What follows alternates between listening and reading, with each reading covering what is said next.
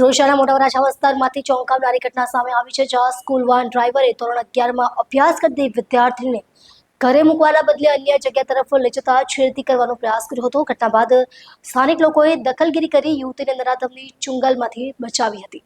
મળતી માહિતી મુજબ વિદ્યાર્થીની રોજની જેમ શાની વાનમાં ઘર તરફ જઈ રહી હતી, પરંતુ ડ્રાઈવરે વાનનો રસ્તો બદલી અન્ય જગ્યાએ લઈ જવાનો પ્રયત્ન કર્યો. સ્થિતિનું ભાન થતાં વિદ્યાર્થીને બૂમાબૂમ શરૂ કરી હતી. બાળકીને ચીસાચીસ સાંભળી નજીકમાં રહેલા લોકોએ વાનનો પીછો કર્યો અને વાનને રોકી નરાધમ ડ્રાઈવરને પકડી લીધો.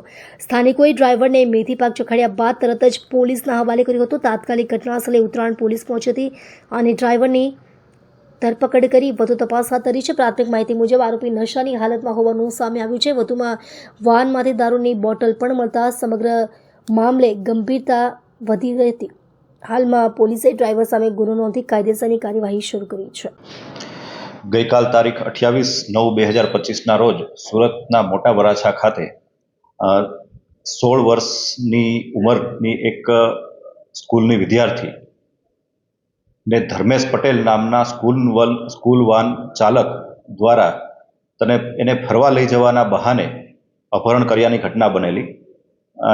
આજુબાજુમાં રહેતા લોકો દ્વારા બૂમાબૂમ કરતા તેને પકડી પાડવામાં આવેલો અને ઉત્તરાયણ પોલીસ સ્ટેશન દ્વારા આરોપીને પકડી કાયદેસર કાર્યવાહી હાથ ધરવામાં આવેલી છે. સમગ્ર મામલે ભારતીય ન્યાય સંહિતાની વિવિધ કલમો તથા પોક્સો એક્ટની કલમ 12 હેઠળ ગુનો નોંધી આરોપીની અટક કરી કાયદેસર કાર્યવાહી હાથ ધરવામાં